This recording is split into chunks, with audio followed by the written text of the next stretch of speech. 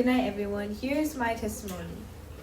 Last year at my old school, I experienced some difficulties, bullying, and harassment. We prayed about it, and I remember Sister Diana, led by the Holy Spirit, saying to us that this new school year will be better, and God has kept His promise and answered our prayers.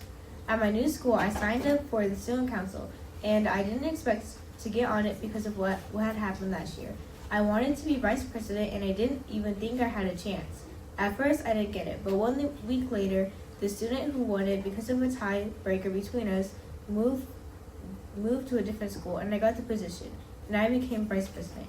I'm very glad that I got vice president because I watched my speech and behavior. I am very grateful that I can impact the student body of 700 children and be a good example for them.